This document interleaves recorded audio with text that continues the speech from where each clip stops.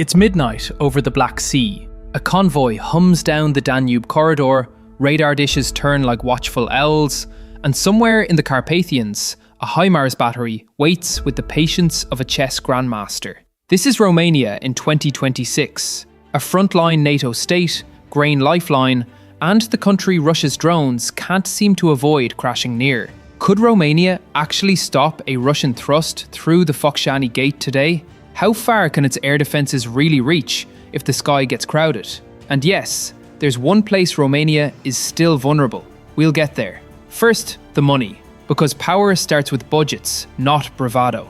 In the years after 2014, Romania met NATO's 2% guideline, and then, after 2022, pushed higher. That wasn't just a headline. It translated into funded programs, signed contracts, and a pipeline of deliveries that moved from PowerPoint to tarmac and motor pool.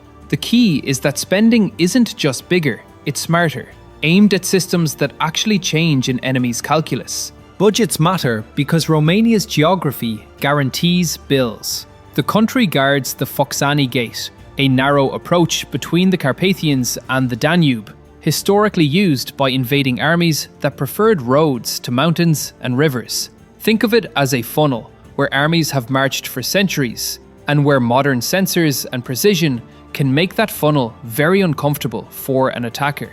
Add the Black Sea coastline, restless and contested since 2014, and the Danube grain artery that keeps Ukraine shipping and Europe fed, and you get a state that must be both shield and bridge. That dual role drives purchases that aren't glamorous but are essential.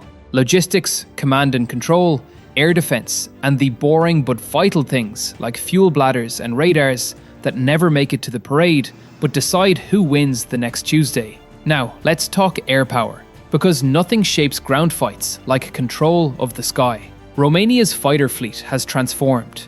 The old Soviet-era jets are gone, replaced by F-16 AMBMs with upgraded avionics and a growing cadre of pilots who train at home rather than borrowing runway time abroad. The Focșani hub is more than a base, it's an institution. It cycles Romanian pilots through advanced syllabi, hosts allies, and even supports partner training. Skills compounding every week, not just every exercise. On deck is the next leap, F-35A. The decision is made, the arc is set, and while stealth jets don't appear overnight, the runway is being paved in the ways that matter. Security upgrades, simulator planning, maintenance pipelines, and doctrine work that starts long before the first Lightning II taxis under a Romanian sunrise. Fifth generation isn't just a plane, it's an ecosystem. Romania is building the ecosystem. Beneath those fighters is a thicker shield. Patriot batteries are in-country, connected and expanding. Layer them over the Aegis Ashore site at Deveselu, part of NATO's ballistic missile defence, and add allied aircraft with AMRAAMs and European radar coverage, and you get a sky that punishes mistakes. If you're a hostile missile, the Romanian littoral is not a fun tourist route. If you're a drone trying to nap of the earth your way toward the Danube Delta, you're entering a neighbourhood where the porch lights stay on and the neighbours all share a group chat. And because acronyms fly as fast as jets, let's translate a few up front. When we say deep fires, we mean long-range precision strikes aimed at targets behind the front line. Ammo dumps, command posts, bridges, the veins and nerves of an army. ATACMS is the Army Tactical Missile System, a ballistic missile launched from HIMARS that reaches far deeper than standard rockets. A FATDES is the Advanced Field Artillery Tactical Data System, the digital brain that assigns targets and timings, so a barrage isn't just loud, it's synchronized and devastating. Speaking of synchronized devastation, Romania's ground punch is quietly terrifying. The M142 HIMARS launchers give the land forces the kind of reach that makes adversaries nervous, even when they're still 70 kilometers away. Feed those launchers good intelligence, drones, satellites, and allied ISR, and suddenly every depot, staging area, and bridge in that Focșani corridor lives on borrowed time. Now bolt on tube artillery that can keep pace with mechanized formations. Romania's decision to acquire modern 155mm self-propelled howitzers backed by automated resupply vehicles, solves 3 problems in one shot: rate of fire, mobility, and survivability. In a world where counter-battery radars hear your first shots and dispatch a reply before your second, the ability to shoot, scoot, and resupply isn't luxury, it's life. If you're enjoying this breakdown of Romania's evolving firepower, tap like, hit subscribe, and drop a comment with the one capability you think Bucharest should prioritize next: more tanks, more shells, or more air defenses. It helps the channel, and it genuinely shapes what we cover next. Back to the ground truth. Armour matters. Romania has moved on procurement for M1A2 SEP V3 Abrams, heavy, digitally networked tanks with the sensors, armour, and ammunition to survive the first minute and win the next 10. Are 21st century tanks vulnerable to drones and top attack munitions? Sure, but tanks aren't supposed to drive alone into TikTok. They're meant to work under an umbrella of air defense, electronic warfare, and infantry screens, with engineers clearing lanes and artillery suppressing ambushes. In that combined arms symphony, a modern tank is still the lead guitar. Wheels matter too. The Piranha V8x8 infantry fighting vehicles have steadily become the workhorse of Romania's mechanized brigades. Some are produced or integrated locally, which means fewer headaches during surges and more familiarity in the motor pool. They carry infantry through artillery zones, shrug off small arms, and keep up with the big guns. Unsexy? Maybe. Indispensable? Absolutely. Surviving to fight is the new cool. Let's zoom out and organize all this into actual formations. On paper, the Romanian land forces center on multiple mechanized and infantry brigades, reinforced by elite mounted troops, the Vanatori de Munte, who treat Carpathian ridgelines like personal racetracks. At the multinational level, Romania hosts a NATO battle group at Cincu, led by France, with armour, artillery, and enablers rotating in. That matters because it means pre-baked interoperability. Allied units already know the roads, the ranges, the radio nets, and the Romanian way of fighting. Numbers: Romania fields over 80,000 active personnel, with a structured reserve on top. That places it larger than many Central European NATO armies, though smaller than the heavyweights like Poland, Italy, or Spain. Numbers alone don't win wars, but they give you options, and options, when tied to readiness, give you deterrence. And readiness is where Romania has quietly improved since 2022. Training tempo increased, exercises multiplied, and reserve call-ups became more purposeful. The country runs a professional volunteer force, backed by a voluntary reserve. It's not a conscript army in peacetime, but it does have a framework to expand and refresh. The vector is clear: more time in the field, more combined arms reps, more joint drills with allies that stress logistics as much as marksmanship. Now, that vulnerability we teased, the Navy. Romania's surface fleet modernization has been the slowest moving train, dogged by contract disputes and shifting requirements. The dream of new corvettes turned into years of litigation and delay. Meanwhile, the Black Sea didn't get any friendlier. That's the bad news. The good news is that Romania didn't wait for perfect ships to defend a coastline. It leaned into coastal defense batteries. Think naval strike missile launchers on trucks that turned the littoral into a porcupine. An amphibious landing becomes a dice roll you don't want to take. Layer those missiles with radars, drones, and allied maritime patrol aircraft, and the coast becomes a thicket of nope. Still, hulls matter. Romania's existing frigates and riverine units do real work, but the long-term fix is new, modern ships that can hunt mines, fight drones, and share the air picture. Should Romania rush those corvettes now, or double down on coastal missiles instead? Tell me in the comments. Which path would you take for the next decade? Let's touch cyber and C4ISR, the nervous system.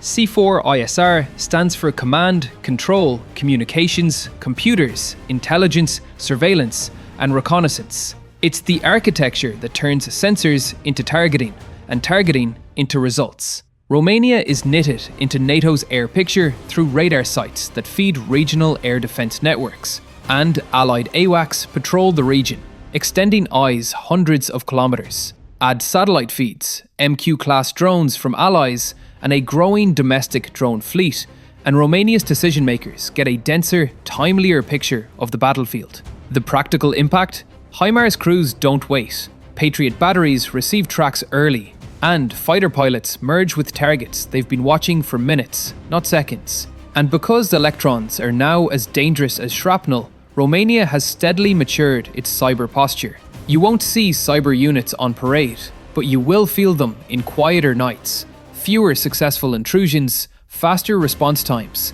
and a government posture that treats critical infrastructure as part of national defence. The goal isn't to stop every attack, it's to raise the cost and shorten the time from detection to mitigation, so that adversaries spend more effort on failure than on success. That too is deterrence. We need to talk logistics, the thing every movie ignores until the hero runs out of gas. Romania's geography is both a gift and a grind. The Carpathians divide, the Danube carries, and the Black Sea tempts. To exploit that, Bucharest has invested in roads, rails, depots, and fuel storage, often with Allied help. The payoff shows up in exercises where brigades move farther, faster, with fewer breakdowns than they did a few years ago.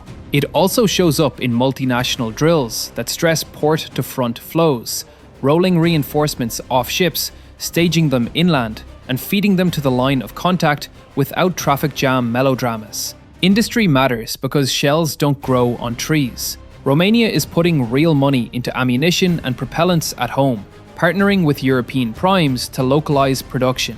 That is not a one news cycle fix, but it is the adult answer to a European problem.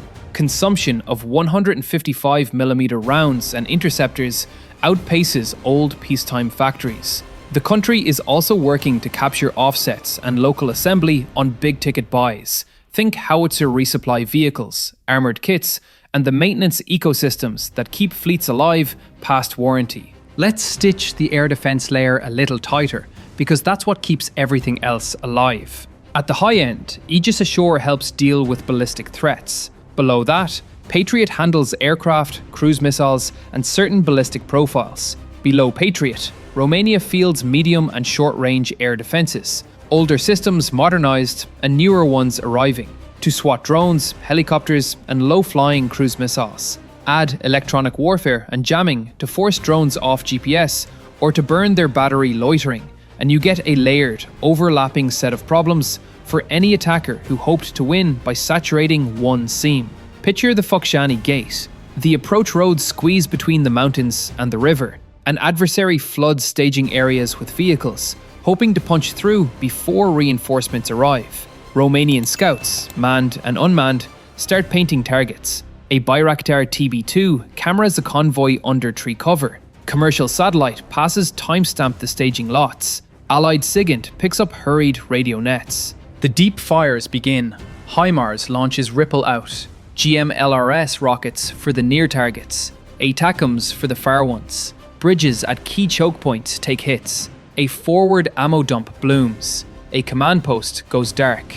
A FATDS allocates fires across batteries, avoiding overkill and ensuring coverage on the next volley. Tube artillery sings. Modern 155mm howitzers fire rapid, precise missions on assembly areas and counter battery coordinates. Resupply vehicles shuttle shells and charges like clockwork. After a handful of salvos, guns displace before return fire arrives. Shoot, scoot, repeat. The ground screen flexes. Piranha versus move infantry into ambush lines and strongpoints. Engineers lay obstacles and clear lanes simultaneously. Drones loiter for battle damage assessment and new targets. Mountain troops watch the flanks, denying any attempt to slide around the funnel. An air blitz tries to crack the shell. Fighters nose in, and drones buzz at treetop. Patriot batteries track, discriminate, and engage. Short-range systems clean up leakers. Romanian F-16s fight at the edges of the umbrella, guided by a shared air picture fed by national radars and allied AWACS. Surviving attackers find themselves burning fuel and options. A coastal feint. Small vessels test the Black Sea littoral for a soft landing. Coastal defense batteries unfold from hiding like a magician's trick. Radars cue missiles launch, and the feint becomes a cautionary tale. The beach remains a beach, not a beachhead. The NATO machine arrives. French, Dutch, and other allies roll off pre-staged transports and railheads, slotting into command nets and logistics lines that were rehearsed and refined in peacetime. Nobody is meeting anyone for the first time. These are units that have shared maps, meals, and motor oil before. Romania's power isn't a single weapon. It's a stack of layers, sensors, shooters, logistics, allies, that make every enemy move more expensive than it looked on the whiteboard. To be clear, this doesn't make Romania invincible, but it does make invasion a truly terrible business proposition. Let's hit a few accessible comparisons to anchor all this.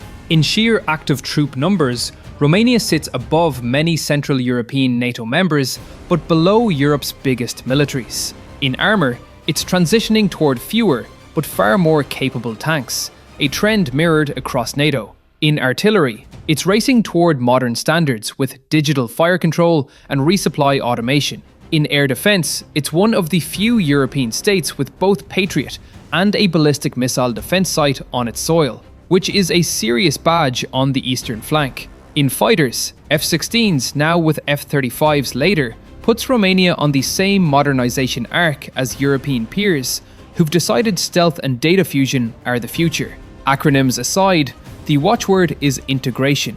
Romania's national radar network speaks NATO. Its jets plug into Allied air policing. Its ground brigades train with foreign armour at Sincu and Smardan. Its coastal defences share pictures with people who've been tracking Black Sea actors since dial-up. Add cyber hygiene across ministries and critical infrastructure, and you start to see a state that treats defence as a whole of society posture, not just a barracks matter. What about weaknesses that aren't ships? Ammunition stockpiles, spare part pipelines, and the pace of training can always be better. Modern war chews through interceptors, barrels, and mechanics' hands. Bringing Abrams online is more than tanks. It's fuel logistics, recovery vehicles, bridge layers, and a new syllabus for maintainers. Bridging the gap between F-16 sustainment and F-35 basing will take money, time, and ruthless prioritization, and electronic warfare, both to hide your own and to blind the other guy, must keep growing, because every drone in the sky is a sensor and a trigger. This is where strategy meets shopping list. Does Romania buy more interceptors first, or accelerate corvettes, more howitzers, or more shells? Do you front-load Abrams support kits, or push for an extra HIMARS battery? Tell me below. If you had to pick only one line item to max out in 2026, what would it be? Let's circle back to the Danube, because it's easy to forget that logistics is geopolitics, wearing a fluorescent safety vest. Romania's ports and inland waterways have become Europe's pressure valve. Keeping those lanes open through demining, patrols, and layered air defence does more for regional stability than a dozen press conferences. The armed forces understand that, and so do allies who have quietly invested in making sure cranes lift, trains roll, and warehouses never go dark. None of this works without people. Romanian soldiers, sailors, and airmen have spent the last few years absorbing new equipment, new doctrine, and new expectations. They're asked to be technicians and tacticians at the same time, comfortable with tablets and trenches. The training base has adapted, bringing in simulators, joint drills, and more live fire time. The culture that emerges is pragmatic and proud, a force that knows it sits on a fault line and behaves accordingly. So, could Romania actually stop a Russian thrust through the Focșani Gate today? The honest answer is that any thrust would meet a layered, lethal defence designed to break momentum, bleed logistics, and buy time for NATO to arrive in force. Would there be hard days? Absolutely. But the plan isn't to win a Hollywood duel. It's to make the thrust disintegrate under precision fires, attrition, and a sky that never quite belongs to the attacker. How far can Romania's air defences reach if the sky gets crowded? Far enough to deter the lazy plan and punish the ambitious one. With Patriot as the backbone, short-range systems as the shield's edge, and fighters stitching the gaps, the airspace over the eastern flank is contested in the best sense. Enemy aircraft and missiles have to work too hard for too little. And that one place Romania is still vulnerable, the Navy, remains both the warning and the opportunity. The warning is that corvettes and mine countermeasures vessels aren't luxuries in a sea full of drones and drifting mines. The opportunity is that a focused, fast program marrying new hulls to the already lethal coastal batteries could turn the Black Sea from a worry into a weapon for Bucharest. Tanks or artillery first for Romania's next 5-year plan? Do Abrams numbers matter more than K9 ammunition pipelines? Or is it the other way around? I read the comments. No, really. And the best debates often turn into future videos. Ultimately, power is a viable option. In 2026, Romania has many. It can close airspace, rip up bridges at range, punish ships that flirt with its coast, and plug seamlessly into NATO's command and control web. It can train its pilots at home, host allied brigades on short notice, and, crucially, signal to any adversary that escalation escalates against them, not just against Romania. That's what real deterrence looks like. Not bravado, but 1,000 quiet preparations that make war not worth the risk. How incredibly powerful is Romania's military in 2026? Powerful enough that the Black Sea looks smaller, the Focșani Gate looks narrower, and the cost of miscalculation looks sky high. The next time a hostile planner draws an arrow toward the Carpathians, they'll need a new pencil and a much better plan. And if they don't get the hint, well, Romania's got range for that.